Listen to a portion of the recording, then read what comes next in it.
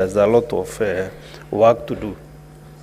And Mr. Speaker, when scheduling this business, there's a lot of considerations that is done, especially at the SBC, Senate Business Committee.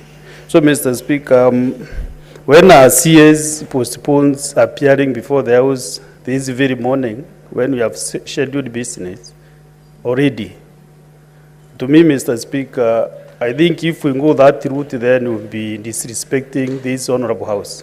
So, Mr. Speaker, there must be some time frame that the CS at least should communicate. And also the reason that the CS is giving that is a conflicting schedule of activities that she has is not good enough. Mr. Speaker, unless that schedule has been affected by the end of state, then that we can consider. But if it is our own programs, Honorable Speaker, I think we should really not go that route. And this House should not be very comfortable when the CS suspends or communicates in the very morning that he or she is supposed to appear before the Senate. And then we take that matter lying down, Mr. Speaker. This House must be respected. And Mr. Speaker, if we continue allowing this kind of business or this kind of manner, then, Mr. Speaker, nobody will ever respect this Honorable House. Mr. Speaker, with a lot of pain that Honorable Senators woke up very early in the morning to beat the traffic, especially this Gong Road Honorable Senator for Nairobi. You should really raise that matter because, you know, most of us live in your county, but we are really struggling to get in the morning. Those are the matters that really need to be discussed. So, Mr. Speaker, we sacrifice a lot, even our schedules, our other programs, so that we can be in this House as hard as possible to wait for the Honorable CSEs. But when they frustrate us after doing all this sacrifice, Mr. Speaker, I think this is not honorable enough. I know the CS loans communicated early enough. The CS, which is the other CS? Treasury, National Treasury. Doing the communication maybe before yesterday. So, Mr. Speaker, I think we personally, as a member for Meru County, Senator for Meru County, not the Deputy Speaker, so that I don't conflict myself or your office. I'm talking as the Senator for Meru County. I think this CSA should do better than that, Honorable Speaker. I thank you. Senator Sifuna. Mheshimiwa Spika, nilikuwa nimekinoa Kiswahili changu kwa ajili ya ujio wa Waziri Aisha Jumwa ili tuweze kupatana moja kwa moja. Kwa hivyo utaniruhusu nizungumze Kiswahili hicho ili kisiende bure. Hata kama hajafika. Mheshimiwa Spika, kwanza nimjulishe ndugu yangu seneta wa Meru kwamba nimefanya kikao pamoja na mwenyekiti wa kamati ya usafiri Mheshimiwa Karungo Wathangwa na yule ambaye ni balozi wa nchi ya Japan kuhusu shida za trafiki katika barabara ya Ngong Road, na ametuahidi kwamba serikali ya Japan kupitia ushirikiano na serikali ya Kenya itazindua mfumo wa mabasi ya kasi katika barabara hiyo ya Ngong Road, na natumai kwamba itapelekea wewe kupata nafuu unapofika kazini hapa katika bunge la Senate. Jambo la pili, Mheshimiwa Spika, ni kwamba mimi ni baadhi ya wale ambao wanakaa katika ile kamati ya SBC ama huduma za bunge hili. Mheshimiwa Spika, kwa kweli tunapata msukumo sana kutoka kwa hao wenzetu ambao tunawakilisha katika kamati ile, kwa sababu ukiangalia ratiba ya masuala ambayo yalikuwa yashughulikiwe leo hii, Mheshimiwa Enoch Wambua ametoka Kitui leo asubuhi ili aweze kuuliza masuala yake kwa yule waziri wa usafiri. Kuna masuala mengi hata mimi nilikuwa nataka nimuulize yule ambaye ni waziri wa masuala ya kifedha kuhusu mfumo mzima wa e-citizen ambao Wakenya wengi wanatusukuma tufanye kitu juu yake. Kwa hivyo ni jambo la kuvunja moyo sana, haswa kwa waziri Aisha Jumwa ambaye nilimuona juzi, Mheshimiwa Speaker, akiwa maeneo ya kule Western, akiwarai wakazi wa Vihiga kutoruhusu viongozi fulani kuzungumza iwapo maoni yao yatakinzana na maoni yake ama maoni ya watu wa mrengo wake. Na nilishtuka sana kwa sababu najua mawaziri wafai kujiingiza katika siasa. na aliibua hisia kali sana kwangu kwa sababu alizungumzia swala ambalo lilikuwa linanihusu wakati moja nikiwa katika eneo bunge lake. Seneta wa Nairobi. Mheshimiwa Spika, namaliza. Hoja ambayo iko mbele ya Seneti kwa sasa, naam, ni kutokuwepo kwa mawaziri. Walioyafanya wiki iliyopita ama mwezi uliopita hayaambatani kamwe na hoja ambayo iko mbele yetu.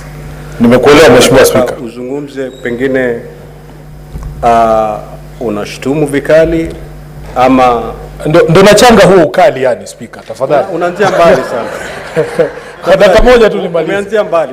Yaani kitu ambacho nilikuwa nataka kiibuke wazi ni kwamba mawaziri hawa wanapata nafasi ya kufanya mambo mengine, lakini shughuli ya bunge hawatilii kipaumbele. Alikuwepo kwenye mazishi, nimetoka kwenye station ya redio ya KBC, wananiambia alikuwepo jana na yeye katika kituo hicho. Kama anapata fursa ya kwenda mazishini, kukemea viongozi, kwenda katika vyombo vya habari, kwa nini asije hapa na sisi pia tupate fursa ya kuzungumza naye? Kwa sababu dadangu Gloria, Mheshimiwa Senator Gloria Oruoba, wiki iliyopita alitukemea sana, haswa viongozi wa vyama ambao walishiriki ile mdahalo ama dialogue ambayo ilikuwepo, ya kwamba tuliwacha masuala ya kina mama nyuma. Nilikuwa nataka waziri aje hapa adhirishe kwamba si kwa kukosa kuwasilisha hoja zetu kama viongozi wa ODM, bali kuna masuala ambayo yalikuwa yanafanyika ndani ya wizara yake. Kwa hivyo ni yeye pekee alikuwa anaweza kuniondoa katika mtego uliokuwa umetegwa na Mheshimiwa Gloria. Lakini sasa hayupo hapa. Kwa hivyo Mheshimiwa, mimi nataka nikemee vikali kukosa kuja mbele ya bunge kwa Mheshimiwa Aisha Jumwa, haswa kwa sababu wenzake wengine walikuwa na ile courtesy ya kuandika barua kwa Spika. Heshima, asante Mheshimiwa Spika. Walikuwa na ile heshima kwa bunge hili kuandika barua kusema kwamba ama katesi, naambiwa unaweza sema katesi Mheshimiwa Spika. Wakaandika barua kujulisha wabunge kwamba hawatafika. Na Mheshimiwa Spika, nataka nikuombe swala moja tu. Wakati ambapo tulikuwa katika mkutano wa SBC, niliuliza swala, je, kuna njia gani ya kuwajulisha wale ambao wameuliza maswala mapema kwamba maswala yao hayatapata kujibiwa kwa sababu waziri ameandika barua? Lakini nikaelezwa kwamba kutakuwa na ugumu kwa sababu wenzetu hawa wakiambiwa kwamba waziri haji na wao pia hawaji.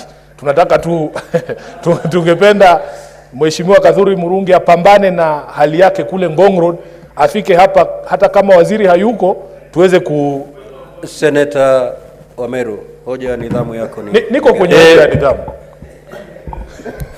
Hii imeruhusiwa, hii hoja yangu imeruhusiwa vizuri na Bwana Spika. Bwana Spika, sio vema kiongozi seneta wa Nairobi yale mambo yanazungumzwa kwa mkutano SBC, ni bora kweli aje hapa kwa seneti aweze kuweka haya maneno wazi yale yanazungumzwa kwa kikao cha SBC. Na mbona anatoa siri ya kamati ya SBC, anakuja kutoa hizo siri hapa? Kwa sababu Bwana Spika. Asante sana Senator Wameru. Senator Wameru, utendakazi wa seneti unafanyika katika ukumbi huu na pia katika kamati zetu, na hakuna siri ambayo tuweza kuificha, maanake kazi ile yote ni kazi ya seneti. Kwa hivyo Senator wa Nairobi amefanya vyema kuweka parwanja ile hali ilivyokuwa kule. Endelea umalize hoja. Asante Mheshimiwa Spika kwa kuniopoa kutoka kwa mikono ya Mheshimiwa Wameru. Mheshimiwa, kwa kweli mimi ni mwakilishi pale SBC wa hawa wenzangu hapa, na ni muhimu kwamba yote ambayo yanaendelea pale tuweze kuwajuza, kwa sababu ulivyosema wewe mwenyewe hamna siri. Kwa hivyo Mheshimiwa Spika, mimi nataka kuomba tu ya kwamba kuwe na mfumo, hata kama arafa itaandikwa kwa yule seneta ambaye alikuwa ameuliza swala mwenyewe, basi na kuweka paruanja ulivyosema, lakini mwenye kuuliza maswala haya ajulishe kwamba kwa bahati mbaya ama kwa sababu moja ama nyingine yule waziri ambaye ulikuwa unataka kumuuliza maswala hatafika leo, ili watu waweze kujipanga Mheshimiwa Spika. Lakini ni vizuri tuwe hapa kwa ajili ya shughuli zingine za bunge, na natumai kwamba kikao hiki hakitatibuka kwa huu utovu wa nidhamu unaoonyeshwa na wale mawaziri kama Aisha Jumwa. Nakushukuru Mheshimiwa Spika.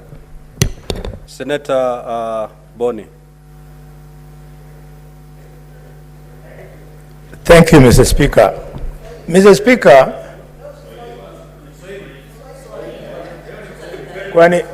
kwani wewe utanifundisha vile nitazungumza katika Senate? Senator Boni, don't engage your colleagues. Thank you. Talk through the chair. Mr. Speaker, sir, I have this inkling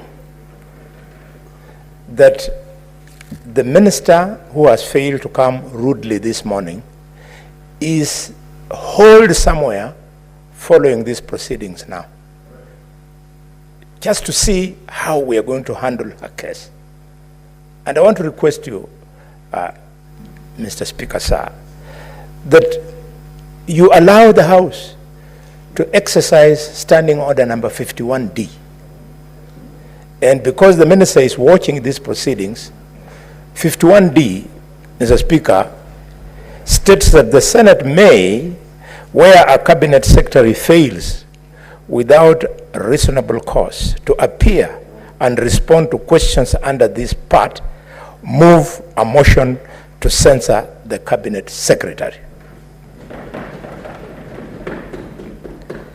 This minister is now ripe for motion of censure because she has never appeared before this House. And severally, we have asked her to come and respond to matters of grave national importance. She's a letdown to the structure of government. She's failing the executive, and with due respect, without being seen to be using the name of the president,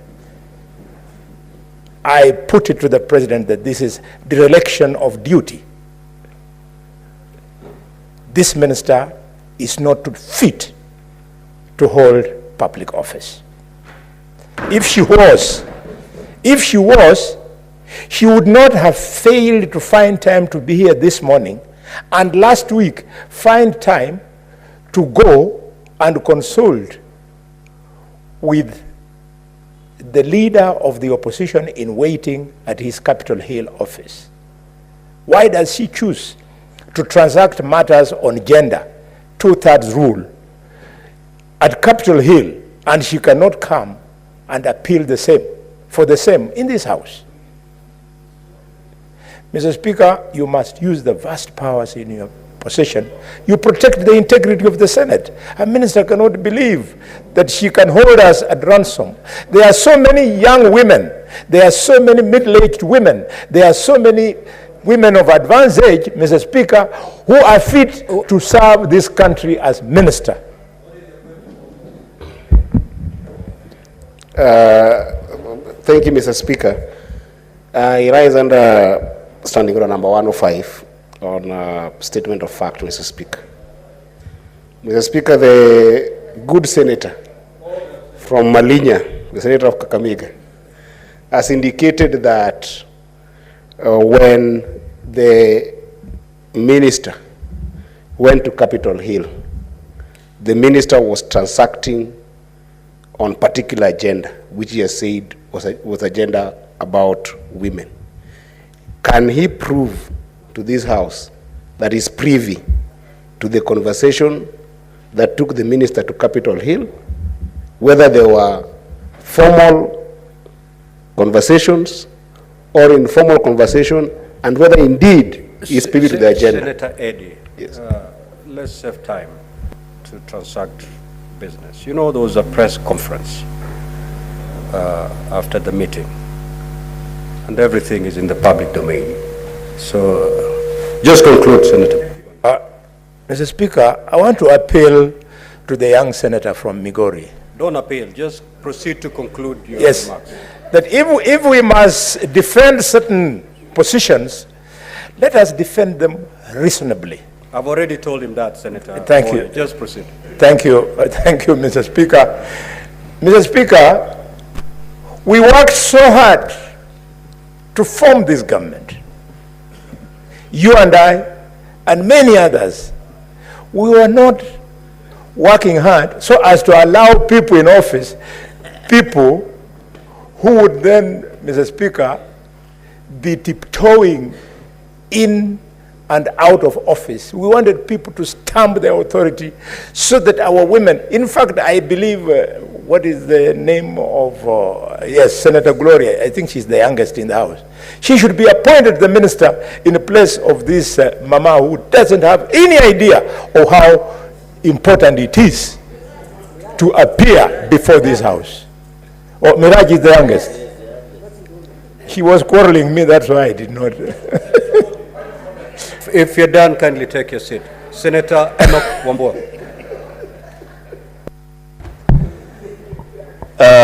Thank you, Mr. Speaker. Mr. Speaker, I stand to condemn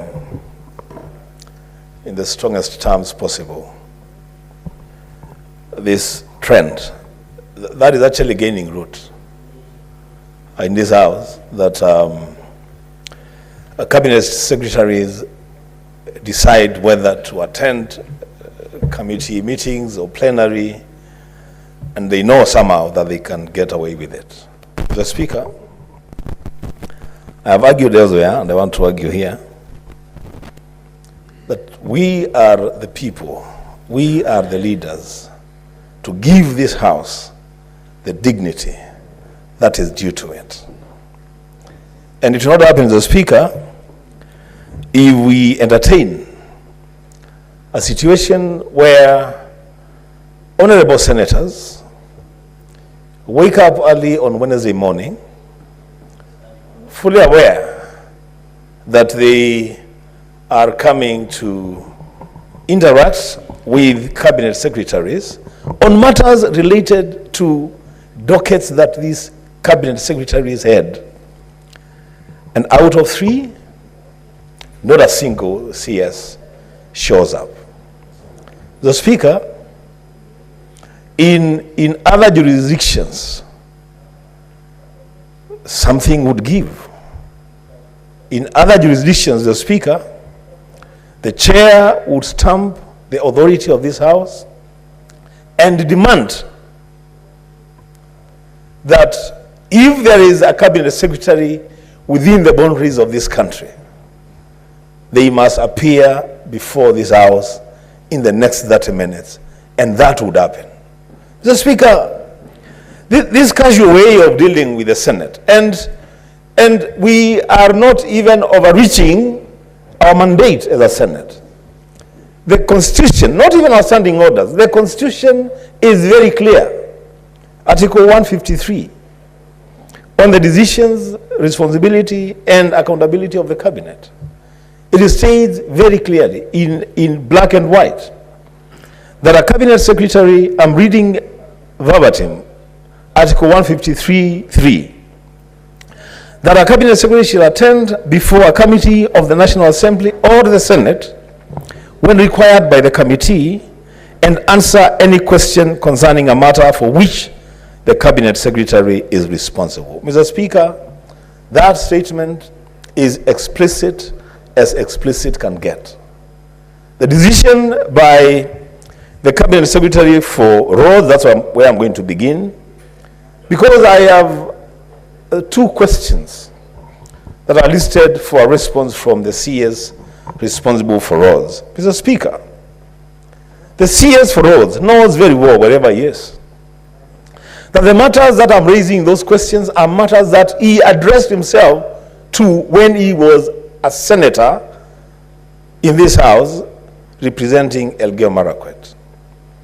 Now he is a CS, he can make a decision on the compensation of the people from Kibwezi all the way to Mwingi, persons affected by a road project, and he just decides to stay away.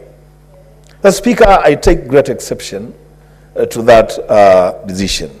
Lastly, on the matter of CS for gender, Aisha Jomo. Mr. Speaker, I was really excited about today's sitting because there is a matter that we would have put to rest today. There have been accusations and counter-accusations from our honorable lady senators and from the women of this country about the place of the two-third gender rule in the NADCO report. Mr. Speaker, I wanted to have a face-to-face conversation with the CS responsible for that matter on the floor of this House, so that she can tell us what role she played. Mr. Speaker, we would have put this matter to rest today, because it is her who approached the NADCO committee and said, let us remove this matter from your discussion, because there is something that I am doing and I'm very sure I will succeed. That's a matter that we would have held a conversation around today, Mr. Speaker, and settled that matter. And that's why, Mr. Speaker, I'm still pursuing the line that because you have the power, Mr. Speaker, and that power is given to you by the supreme law of the land, to demand that in the next 30 minutes, CS Aisha Jumwa makes an appearance on the floor of this Senate so that we transact that business and we get done with it. Mr. Speaker, I submit. Senator Mungatana. Asante sana Bwana Spika kwa kunipa nafasi na mimi nitoe maoni yangu. Bwana Spika, leo waziri wa fedha hakufika hapa Seneti, waziri wa barabara hakufika Seneti, waziri wa jinsia pia hakufika Seneti. Bwana Spika, ile kanuni ya kudumu 51D ambayo Seneta Khalwale ambaye ameitaja iko na adhabu kubwa sana kwa hawa mawaziri ambao ni kuleta hoja hapa ya kuwatoa kazini. Lakini Bwana Spika, mimi ningekuwa nimefikiria kwamba SBC wangekaa tubadilishe hii sheria ama tuiongezee na hapo chini.